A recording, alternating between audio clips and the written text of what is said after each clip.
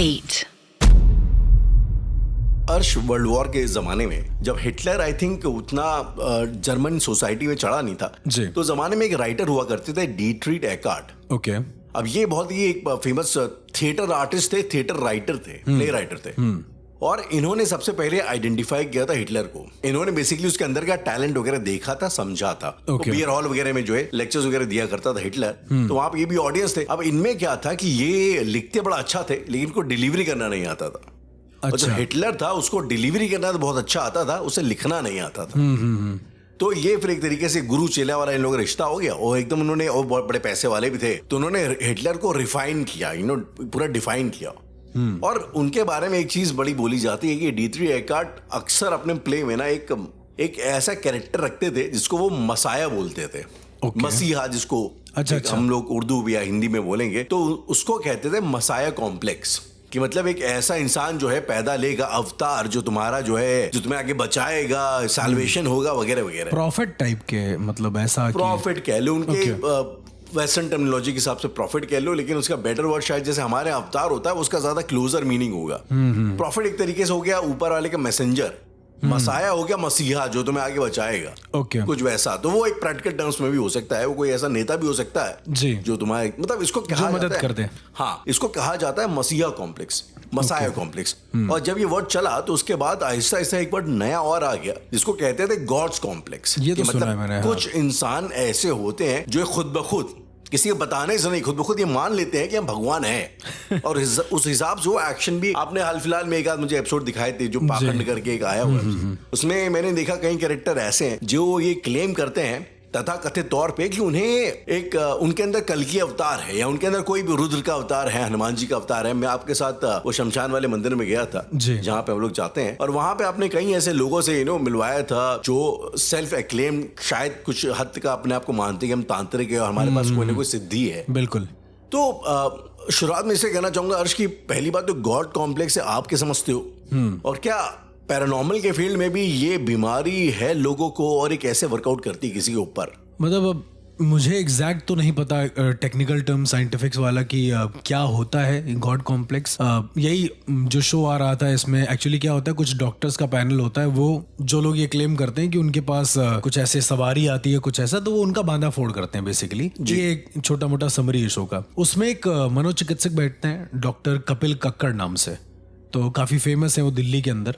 वो बार बार बोलते हैं जो लोग ऐसे क्लेम करते हैं उन्हें होता है गॉड कॉम्प्लेक्स, खुद को गॉड मानने का एक एक फितूर चढ़ जाता है उनको। फितूर भी, और दूसरा मतलब अगर कोई कुछ कहता भी है कि ऐसा नहीं है वैसा है, तो वो उसको, उनके पास उसके तर्क निकल आते हैं, क्योंकि वो जिस जोन में जा रहे हैं उनके पास वो उल्टे सीधे तर्क काउंटर निकल आता है। मैंने गॉड कॉम्प्लेक्स तो नहीं, लेकिन मैं अपना बचपन का एक एक्सपीरियंस शेयर करना चाहूंगा जब मैंने पहली बार किसी के ऊपर सवारी आते हुए देखा। ठीक है। और सबसे अच्छी बात यह है कि अब जब चीजें समझ में आ गई तो पता चल गया कि वो गॉड नहीं है, वो चीजें वैसी थी नहीं जैसे हमें दिख रही थी। तो बचपन में एक कानपुर में एक जगह है एयरपोर्ट के पास में, वहां पर एक आंटी रहती थी, उनको हर शुक्रवार को माता आती थी, तो जाना होता था वहां पर। मेरी एक दीदी थी, उनके साथ में जाता था, बाहर रहती थी दीदी जी, तो उनके साथ जाता था। तो वो एकदम प्रॉपर उनका दरबार वगैरह सजा हुआ, एकदम नॉर्मल इंसान है। थोड़ी देर के बाद जब उनके सामने भोग वोग लगने लगते थे अच्छे खासे एकदम, तो जब मैंने पहली बार देखा तो उन्होंने तलवार वगैरह उठा ली, अपनी आंखें एकदम चढ़ाने लगी और जीभ बाहर आ गई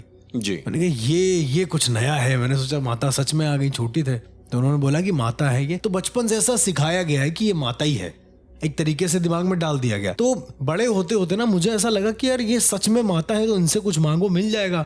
2-3 बार मैंने मांगा, कुछ नहीं मिला, डांट अलग से मिल गई थी, निकलो इधर से, शैतानी कर रहे हो, ये है वो है। खैर उसके बाद से तो खैर उन चीजों से हट गए। लेकिन एक बार फिर मैं गया, वो आज तक दरबार लगाती, राहुल। उनके दरबार में लोग आते हैं आज भी। अब तो वो शायद 40-45 साल की हो गई होंगी, ये मैं आपको बात बता रहे 20-21 साल पहले की जी। वो अभी तक दरबार लगाती हैं। और अजीब बात ये कि मैं जब गया इस बार तो उनके 3-4 चेले और बढ़ गए बहुत ज्यादा। बाहर पर्ची वगैरह कटती है, लेके तुम जाओ, और उनका वही सेम, क्या कर रहे हो, कहाँ से आए हो, मैंने देखा है तुम्हारे घर में एक औरत है जो कुछ कर रही है। यही कॉमन सवाल जो जी आम, अगर आप जाओगे एक सैनिक के तौर पे भी तो आपको लगेगा यार ये तो वही पूछ रही है जो सबको पता है। तो उसमें कुछ ऐसा खास नहीं है। मेरे बारे में उन्होंने बताया कि मैं जो है सारी चीजें छोड़ के हिमालय चला जाऊंगा। तो मैंने उनको बोला, मैंने कहा मैं वही बच्चा हूँ जो बचपन में आपने बोला था जिस बच्चे को कि मैं हिमालय चला जाऊंगा या ऐसा ऐसा। तो वो हंसने लगी, पता नहीं। तो इस तरह से मैं मिला बेसिकली ऐसे लोगों से जो खुद को गॉड क्लेम करते हैं। उनके हिसाब से उनके ऊपर माँ कात्यायनी देवी आती है। माँ कात्यायनी देवी आती है जो दुर्गा के 9 रूपों में से एक है जी। लेकिन नव दुर्गा के 9 रूप कैसे आ सकते हैं किसी के ऊपर? अब तो खैर पता है कि वो बेवजह का है। तो पहली बार गॉड कॉम्प्लेक्स जो अब मैं रिलेट कर पाता हूँ तो शायद वो है जो मैंने वो आंटी का देखा हुआ था, बड़ा ही पागल किस्म का, कि वो मार वार दे रही है थप्पड़ भी, तो वो सामने वाला थप्पड़ खाने के बाद सर झुका रहा है। सबसे अजीब सी चीज ये है कि वो 2-3 झापड़ खा रहा है, सर झुका रहा है। मतलब औरतों को लाते तक पड़ रही हैं, वो लोग खा रही हैं आराम से कि चलो माता ने लात मारी है, अब ये हमारे लिए प्रसाद हो गया। मैंने कहा अजीब है यार। चलिए इसके और लेवल गहराई पे जाते हैं। आप किसी को गॉड मानते हैं क्योंकि आप उसके अंदर कोई ऐसा देखते हैं जो शायद आपके बस की नहीं है। एक तरीके का चमत्कार आप किसी के अंदर देखते हो और वो आपको कन्विंस कर ले जाता है कि इंसान आपसे बढ़ के है, इंसान शायद गॉड है। और खैर हमारे देश में हम तो सचिन को भी गॉड ऑफ क्रिकेट बोलते हैं और बहुत सारे हमने अलग अलग गॉड्स बना रखे हैं जी। Rajinikanth for example. Point is कि आप अर्श अब इतने आई थिंक इस पैरानॉर्मल फील्ड में हैं तो जाहिर सी बात है कहीं से तांत्रिकों को भी जानते हैं। बिल्कुल। तो क्या आपने वाकई में अपने लाइक कभी ऐसा कुछ विटनेस किया है जो प्रॉब्ली शायद आम इंसान के लिए यकीन करना मुश्किल हो? आई एम प्रीटी श्योर आपने काफी ऐसी चीजें करी होंगी, बिल्कुल, लेकिन बिल्कुल। कुछ ऐसा जो कि ना थोड़ा लाइक सुनने में भी बड़ा चमत्कारी और बड़ा वैसा लगे। जैसे अक्सर कहानियां, चलिए मैं एग्जांपल के तौर पे कहना चाहूंगा कि कैंची धाम के बारे में आपने सुना है। बिल्कुल। कई एक स्टोरी वहां पे चलती है कि जो वहां पे नीम करोली बाबा जब थे वहां पे, तो एक बार के लिए वहां पे भंडारा लगा और घी खत्म हो गया, हलवा वगैरह बनता था। आपने बताया ये बात। हाँ। तो वो कलश में उन्होंने कहा पानी लेके आओ, पानी में उन्होंने हाथ डाला, वो चीज घी बन गई। जीसस के बारे में कहते हैं उन्होंने पानी को वाइन बना दिया वगैरह। जी जी। तो क्या ऐसा कभी ऐसा कुछ भी आपने अपने रियल लाइफ में लाइक विटनेस किया है जो थोड़ा सा जो नेचर के विपरीत हो? नेचर के विपरीत हो, थोड़ा नेचुरल लॉज ऑफ फिजिक्स के खिलाफ जाती हो बात वैसा? हाँ, मतलब अपनी जिंदगी में मैं कई बार एपिसोड्स में बता भी चुका हूँ कि देखना एक अलग चीज है। देखने को मैं उतना ज्यादा कारगर नहीं मानता हूँ क्योंकि देखना हेलुसिनेशन हो सकता है। Okay. लेकिन किसी चीज को छूना, उसको महसूस करना, फिर समझना, वो बहुत अलग होता है। ठीक है। एग्जाम्पल के तौर पे मतलब मैं ऐसे कैसे बताऊं आपको, अगर किसी मुर्दा में जान आ जाए तो कैसा रहेगा? इससे ज्यादा नेचर के खिलाफ क्या हो सकता है जो मैंने अपनी आंखों से देखा है। वो मुर्दा था, इस बात पे भी तो डाउट है ना? नहीं, इस बात का कंफर्मेशन है कि वो मुर्दा ही था बेसिकली। नहीं, इस बात का कंफर्मेशन तो कई बार डॉक्टर नहीं दे पाते। होता है ना अक्सर कि इंसान कि हाँ वो जल के उठ गया एक तरीके से, वो सब उठ गया तो खैर बड़ी बात हो गई, लेकिन हॉस्पिटल में जब लाया गया पता लगा कि मृत घोषित किया था और थोड़े टाइम बाद वो लाइक नहीं, ये सब मैं शमशान के अंदर की बात कर रहा हूँ। जब चिताओं को लाए हुए कम से कम 9-10 घंटे बीत जाते हैं, उसके बाद शरीर में ऐसा कुछ नहीं होता जो वापस से वो अकड़ के खड़ी हो जाए। जब तक वो बाहरी कोई कांटेक्ट ना हो। खैर चिता तो बहुत खैर गहरा हो जाएगा, मैं उतना नहीं, मैं एक नॉर्मल पंछी का उदाहरण दूंगा। ये जो चीज है ये मैंने अपनी आंखों से देखी थी। मैंने शायद एक जीव दृष्टि तंत्र एक एपिसोड है उसमें मैंने ये बताया भी है कि मेरे जो गुरु थे बेसिकली उन्होंने एक बार पंछी के साथ ऐसा कुछ किया था कि वो मर गया था। पंछी मर गया? हाँ, पंछी मर गया था बेसिकली। प्रॉपर खून निकल रहा है, मतलब ऐसा मरा हुआ पड़ा है।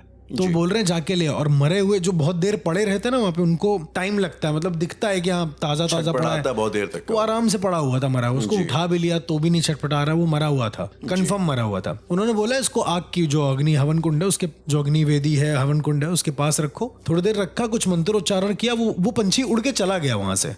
ओके। ऑटोमेटिक उड़ के चला गया। और वो पंछी काफी टाइम से, मतलब 1-2 दिनों से वहां पड़ा हुआ था, पूरा एकदम वैसा अजीब सा हो चुका था।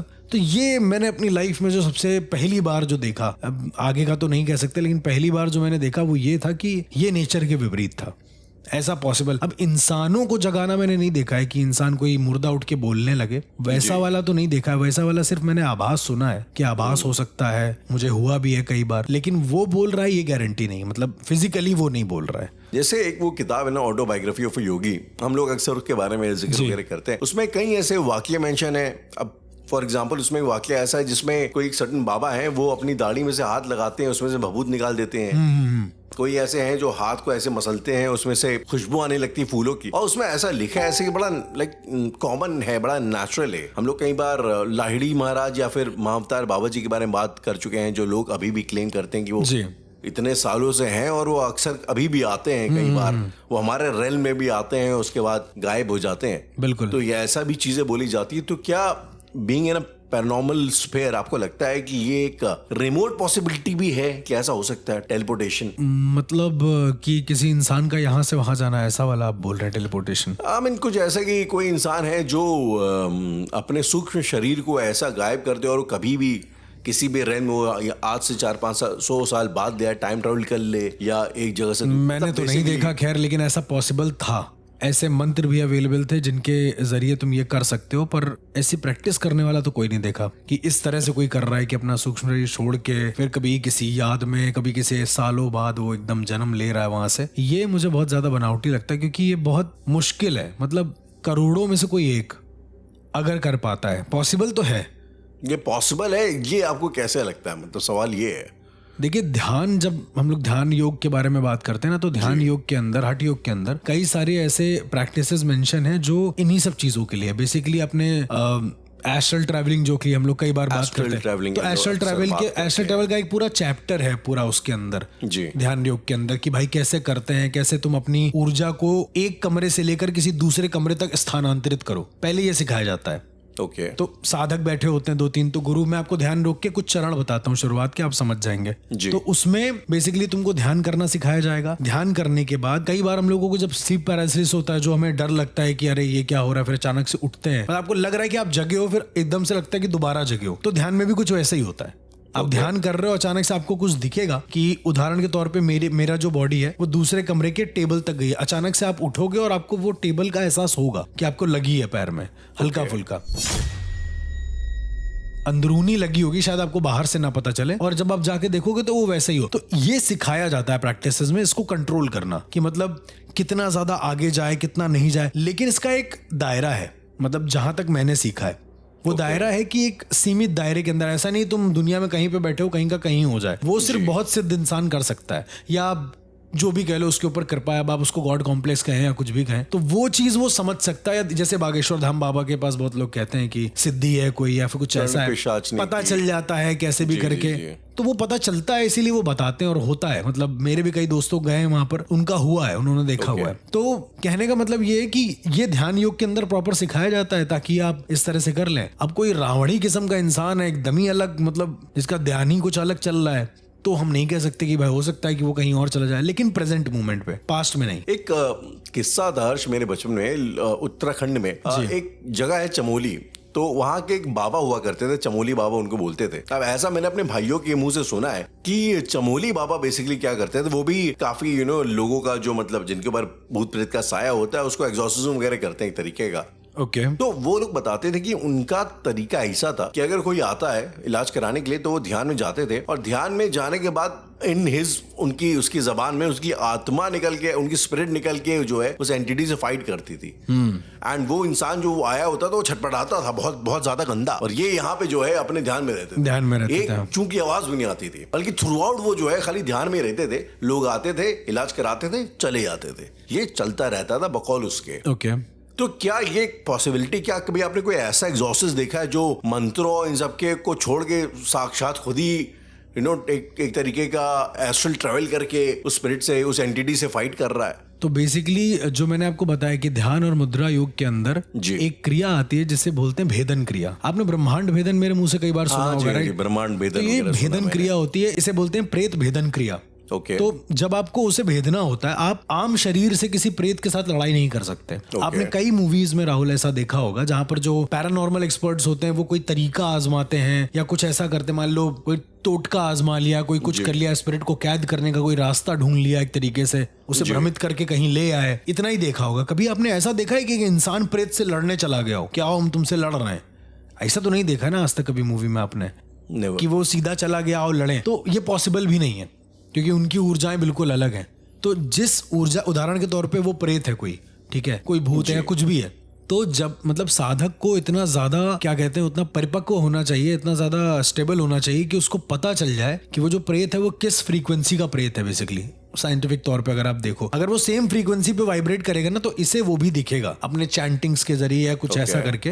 तो इस तरह से ध्यान योग के अंदर ये सब क्रियाओं के बारे में बताया जाता है कि आप किसी के ऑरा को कैसे देख सकते हैं, क्योंकि फिर इंसान नहीं दिखेंगे। जब आप स्पिरिट के थ्रू में निकलोगे तो आपको सिर्फ बॉडी वो दिखेगा, आपको सिर्फ एक झिलमिल सा कुछ ऐसा दिखेगा। विजुअली आप कह रहे हो कि वैसा दिखेगा? आपको विजुअली इंसान नहीं दिखेगा, अरे इसका नाम राहुल है, इसका नाम हर्ष है। थर्मोस्कैनर में होता है खाली, वो गर्म कुछ दिखाई देता है, वो वही सेंस होता है पूरा, जो स्पिरिट्स को वही दिखाई देता है। फिर जब आप अपनी कॉन्शियसनेस यानी अपनी बॉडी में और अपने पूरे शरीर के साथ जुड़ते हो तो आपका बॉडी, आपका जो माइंड होता है वो उसको फिगर बनाना शुरू करता है। कहने का मतलब ये है। तो क्या अर्श इसका मतलब ये है कि एंटिटीज को भी एक सर्टेन ऑरा के लोग अट्रैक्ट करते हैं? मतलब अगर आपकी ऑरा कुछ ऐसी है तो आप ज्यादा वल्नरेबल हैं, आप ज्यादा आसान लक्ष्य हैं एंटिटी के लिए, एक एंटिटी, क्योंकि you never know. Let suppose आप हनुमान जी की बहुत पूजा करते हो उदाहरण के तौर पे, और मैं तो करता हूँ।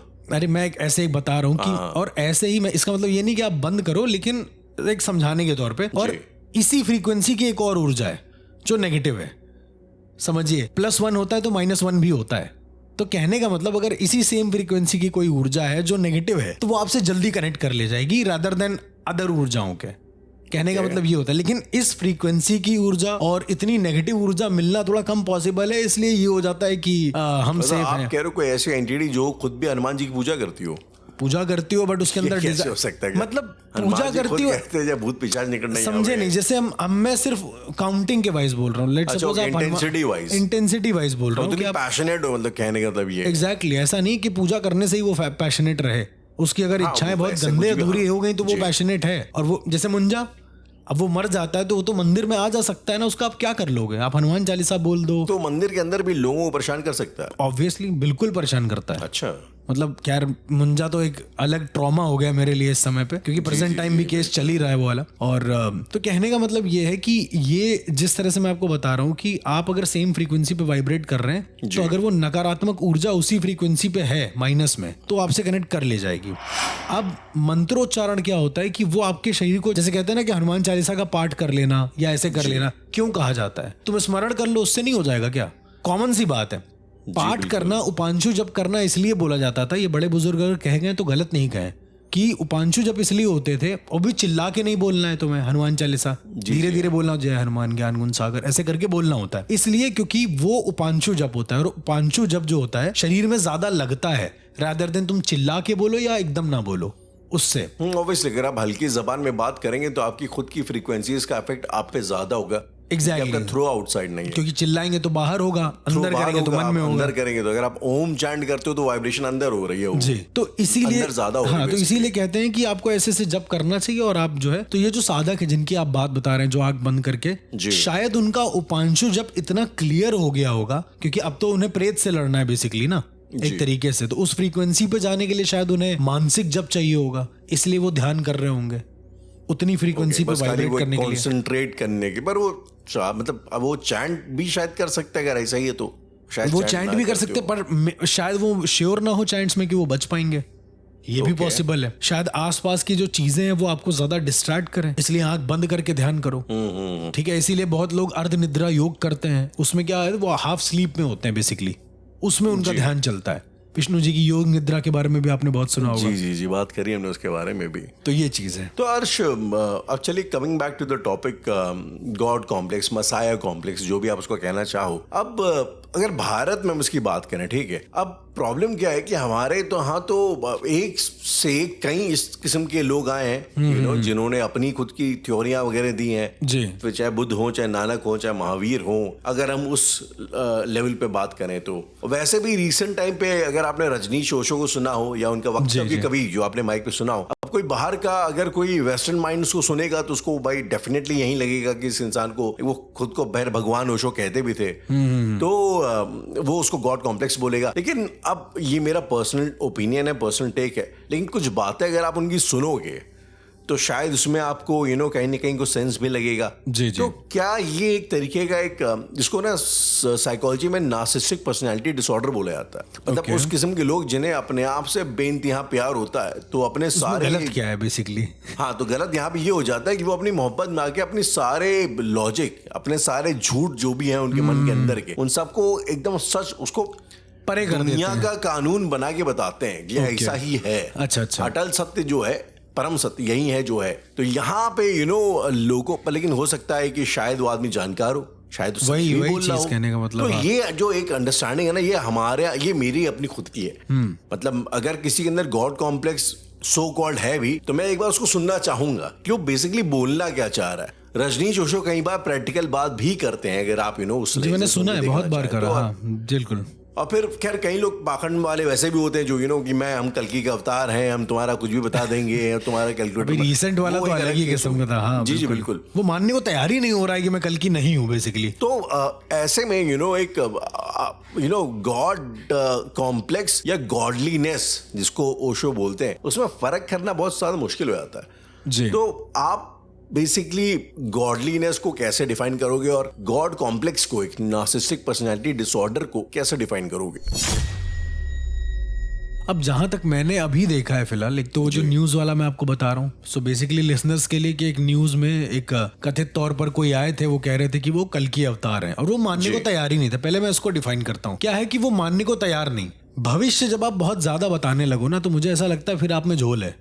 मतलब अजम्पशन से एक अलग चीज होती है, लेकिन बागेश्वर धाम बाबा भविष्य, वही मैं आपसे कह रहा हूँ कि जिस हिसाब से भविष्य वो कल की अवतार बोल रहे थे कि मतलब मैं चंद्रयान पे गया था और मैंने वहां का जो टायर था वो सब ज्यादा निकाल दिया। वाहियात हो गया, वो कुछ ओवर हो गया था। तो गॉड कॉम्प्लेक्स जब होता है, मतलब इस तरह का जब होता है, तो इसी तरह का होता है। वो कोई बीच में वाला कॉम्प्लेक्स नहीं होता, मतलब मेरे हिसाब से वो होता है तो फिर अंत लेवल पे ही होता है और फिर उसको मानने के लिए चाहिए। और ऐसे लोगों को शायद अगर नहीं मिलता है ना कोई, तो वो पगला जाते हैं पूरी तरीके से। ओके ठीक है, मैंने जैसे देखा एक आचार्य राज मिश्रा जी उनके साथ बहस कर रहे थे। अब वो बोल रहे हैं कि यदि तुम अवतार हो तो तुम अवतार का संकल्प सुना दो, वेदों में लिखा हुआ है। ठीक है कि जो भी अवतार होगा उसके मुंह से, मतलब उसके रोए रोए से वेदों की वाणी निकलेगी, वेद उसको कंठस्थ होंगे। अब वो कह रहा है नहीं हम अवतार हैं, और भी देखना डोनाल्ड ट्रम्प को मैंने बनाया, तो वो आगे की भी 2-3 साल की भविष्यवाणी करे दे रहा है कि आगे ये होगा फिर वो होगा। मतलब लहजा ना, आप जब एक ज्ञानी इंसान होते हो, जब आपको पता होता है चीजें क्या है, तो आप चुप रहना ज्यादा पसंद करते हो इस तरह के इतने ढोंग ढोकोसले से कि हमें इतना करना है। अब रही बात बागेश्वर बाबा की जैसे होती है जी, तो जहां तक हमें लगता है, क्योंकि मैं खुद भी गया हूँ वहां पर धाम में, मैंने देखा हुआ है। धाम पे गए हुए हैं? हाँ मैं गया हूँ, मतलब अंदर मिला नहीं हूँ, गया हूँ बाहर तक। तो जिस हिसाब से भीड़ होती है, जिस हिसाब से चीजें बुलाई जाती हैं, करी जाती हैं, वो बहुत रैंडम होता है। मतलब मेरी खुद की दोस्त जो है वो एक बार जा चुकी है, तो मुझे ये कंफर्म हो गया कि ये रैंडम ही बुलाया जा रहा है, क्योंकि इनके घर का बागेश्वर धाम से कोई लेना देना नहीं है। ओके तो उसको बुला लिया गया, उसको बोला गया एग्जैक्टली बकायदा, वो पूछ रही थी कि क्या करना है, तो उसको उन्होंने बोला कि आप 2 साल बाद जो है जज बनेंगी, और वो बन गई। बेसिकली काफी मैजिकल होता होगा ना, आप ये काफी मैजिकल, ये वो बोल रहा ना को बुला लिया रूबरू वाला जो सीन है। हम लोग जब गए तो हम लोगों उसके दिमाग में था अरे देखते हैं क्या है, तो दिमाग में वही लेके गए थे जी। उसने बुलाया और उन्होंने प्रॉपर बताया कि तुम दिमाग में ये सोच रही थी उस समय पे। अब इतना कौन सा ब्लूटूथ खतरनाक है कि उधर कोई बैठा है डी रो में, वहां से यहां तक तुम्हें आवाज आ जाए, फोन पे कोई बता दे इतनी जल्दी। क्योंकि हम लोगों की बात के मुश्किल से 2 से 3 मिनट के बाद बुला लिया गया उसको, और ये बड़ा मैजिकल था मेरे लिए। अर्श कई लोग इसको ऐसे एक मेंटलिस्ट एक चीज होती है कि जो लोग आते हैं और क्लेम करते हैं, क्लेम क्या वो आपके सामने पूछ करके आपको बता भी देते हैं। आपसे बोलेंगे कि अपने एटीएम का पिन याद करो, आप याद करोगे, वो तुरंत आंखों में देखते रहो फिर बताओ ऐसा कुछ राइट। क्या? तो अब आई एम वेरी ऑनेस्ट, मुझे उनका क्या साइंस है क्या लॉजिक है, I have no idea, but at least ये तो है कि वो ये नहीं क्लेम करते कि हमारे पास कर्ण पिशाचनी है या कुछ भी ऐसा है, कोई सिद्धि है, कोई सिद्धि है। तो क्या आपको लगता है कि और सिनिक्स लाइक मी, और शायद जो मेरे ऐसे लिसनर्स होंगे जो कि सिनिक्स होंगे, वो क्या ये एक सिद्धि है जो बागेश्वर धाम बाबा के पास है, या इट्स मेंटलिज्म? अब जिस हिसाब से वो बोलते हैं कि वो कृपा है बेसिकली, ठीक है जी, क्योंकि मैं उस लाइन से हूं जहां पर गुरु परंपरा होती है, तो मुझे पता है कि वो कृपा हो सकती है और इतनी होती है कृपा। कई ऐसे लोगों से मैं मिला हूं जिनके ऊपर होती है।